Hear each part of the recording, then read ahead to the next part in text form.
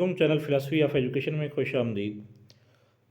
इस वीडियो में हम जो आज सिंध पब्लिक सर्विस कमीशन का हेडमास्टर का पेपर हुआ है उसको सॉल्व करेंगे। तो ये हमने इसको कन्वर्ट किया है गूगल फॉर्म के अंदर। ठीक है, तमाम क्वेश्चन जो है ये नोट डाउन किए हैं गूगल फॉर्म में, और ये लिंक जो है ये हमने अपने जो पेड मेंबर थे उनको दिया है। वो इसको सॉल्व जैसे ही करेंगे, सबमिट करेंगे तो रिज़ल्ट शो हो जाता है। तो यहाँ पे आपके सामने मैं इसको सॉल्व कर देता हूँ। The research process that simultaneously investigate and solve problem, तो उसको हम कहते हैं एक्शन रिसर्च। ठीक है, प्रॉब्लम सॉल्व करते हैं जिसमें हम क्लासरूम प्रॉब्लम्स को से रिलेटेड जो रिसर्च होती है उसको एक्शन रिसर्च कहा जाता है।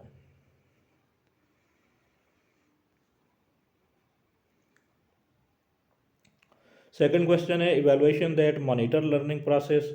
तो जो लर्निंग प्रोसेस की इवेलुएशन मॉनिटर करती है उसको हम फॉर्मेटिव इवेलुएशन कहते हैं।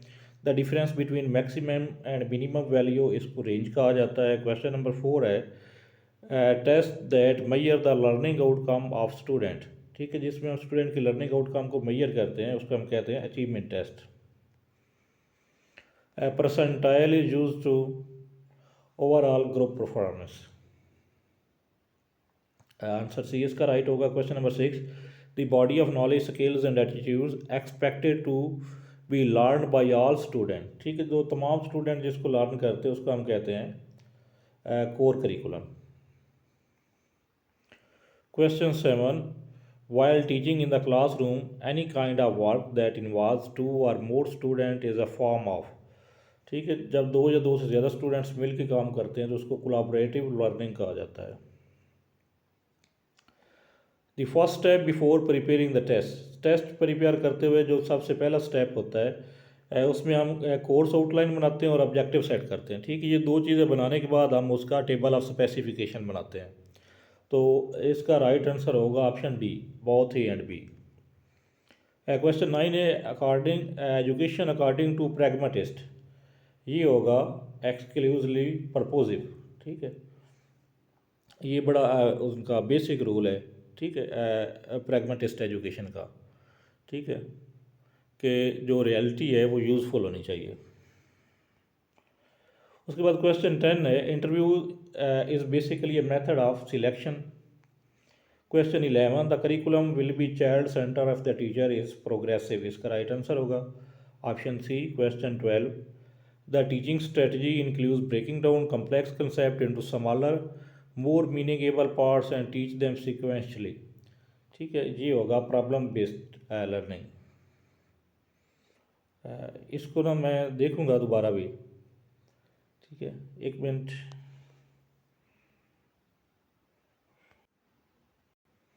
इसका राइट आंसर बनेगा स्कैफोल्डिंग। ठीक है, ऑप्शन बी इसका करेक्ट आंसर होगा क्वेश्चन 12 का। उसके बाद क्वेश्चन 13 है विच of the following is not a key component of educational planning. ठीक है, ये तकरीबन जो इसका राइट आंसर बनता है वो है बिजनेस मैनेजमेंट।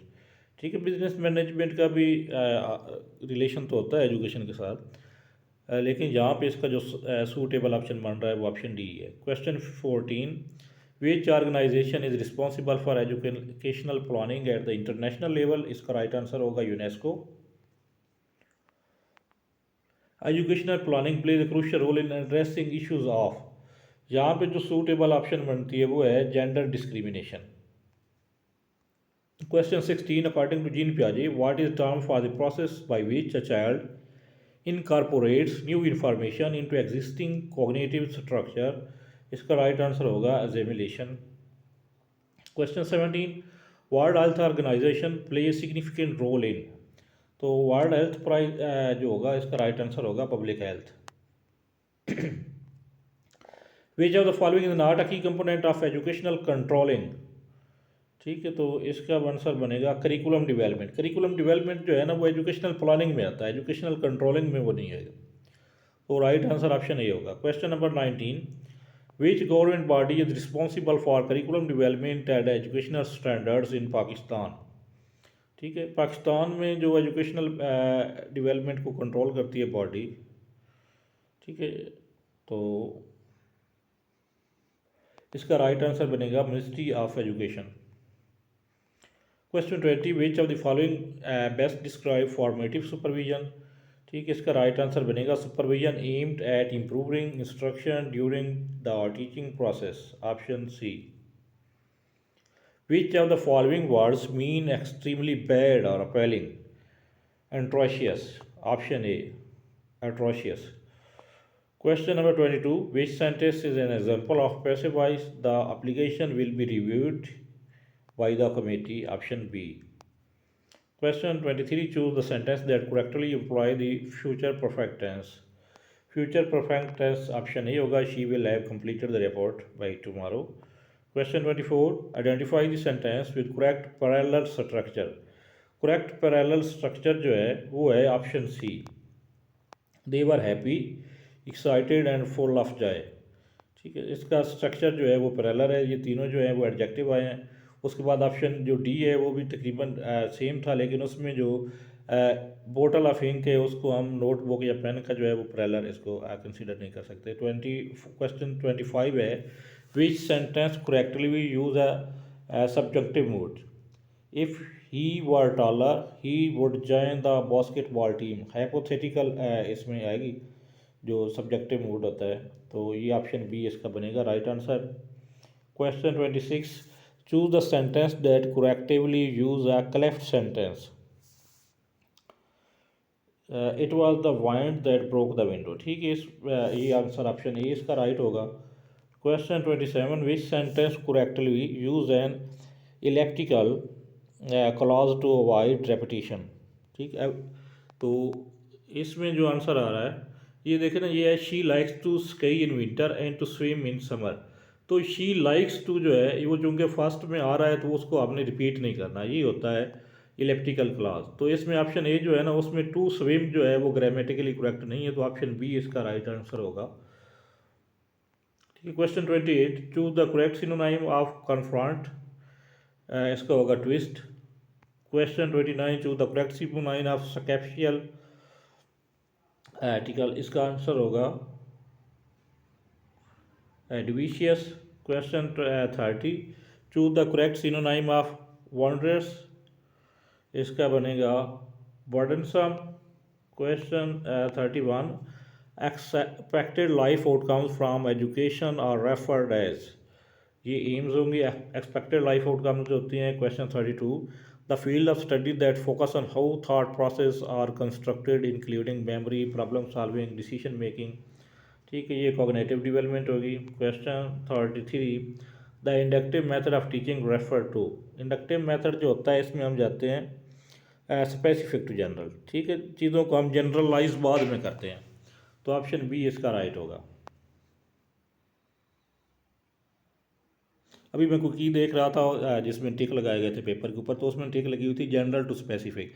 ठीक है, जैसे अगर आपने चीज़ों को जनरलाइज पहले किया हुआ है तो इसका मतलब आपने रूल्स एंड लॉज जो है वो पहले से बनाए हुए उनको आप अप्लाई कर रहे हैं, तो वो फिर डिडक्टिव मेथड में आएगा जहाँ पे रूल ऑलरेडी डिडक्ट किए होते हैं। Question 34, what is the term use to describe the relationship of subject across different educational levels. ये होगा vertical alignment. Question 35, the central focus of idealist education. ये होगा moral character and intellectual growth. Question 36, which emphasise that education are to be social endeavour. Social endeavour जिसका ज़्यादा इसमें जो role बनता है वो बनता है जॉन डेवी का। Question 37, the philosopher who first mentioned in the importance of play और स्पोर्ट्स इन एजुकेशन। एजुकेशन में जो सबसे पहले जिसने इम्पोर्टेंस दी है वो है option C Aristotle. Question 38, the application of ideas knowledge and skill to achieve desire result is called. ये होगा problem solving. Question 39, the use of physical punishment for class management is called. ये होगा corporal punishment. इसको जो है ना वो comment में मैं, अगर इसमें मुझे थोड़ा सा फील हो रहा है डाउट, तो इसको मैं कमेंट में इसके बारे में देख लूँगा अगर कोई इसमें मुझे चेंज करनी हुई तो। Question 40, the period starting from zygote to 250 to 300 days. ये होगा प्री नेटल पीरियड, जो बर्थ से पहले का पीरियड होता है। ज़ाइगोट बनने से लेके बर्थ से पहले का पीरियड उसको पेरीनेटल पीरियड कहते हैं। Laws of learning were founded by Thorndike. Option A, question 42. In learning disabilities, the name for mathematical disorder dyslexia.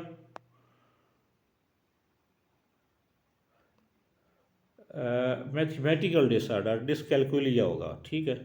Option C इसका राइट आंसर होगा। आई थिंक की में पता नहीं, मैंने यही अपलोड किया है। Question 43, the process quantifying, quantify करना जो होता है ये मेजरमेंट होगा, ठीक है। Question 43, research is directed toward the solution of hypothesis. Question 45, the process of transforming qualitative research data from written interviews or field notes into type text is called transcription. Question 46, permanent change in behaviour as a result of experience. इसका right answer बनेगा learning. Question 47, non formal education as flexible rules of date entry and exits, ठीक है। Formal जो है उसमें fixed rules होते हैं, informal में नो रूल्स, और नॉन फॉर्मल में जो होते हैं वो फ्लेक्सिबल रूल्स। एक्सियोलॉजी जो है वैल्यूज़, इसका राइट आंसर बनेगा metaphysics reality. Expected life outcome from the education are referred as aims. तो ये था हमारा ये कंप्लीट पेपर हुआ है। तो अगर आपको लगता है कि इसमें किसी क्वेश्चन कोई मिस हो गया है या कोई रिपीट हो गया है, अगर कोई इशू आपको लगता है तो आप वो कमेंट करके बता सकते हैं, ठीक है। दूसरा, अगर आपको ग्रुप में शामिल होना चाहते हैं तो उसके लिए आप नंबर नोट कर लें, 0345796936 पे आप मैसेज करेंगे तो आपको ग्रुप का लिंक जो है वो मिल जाएगा।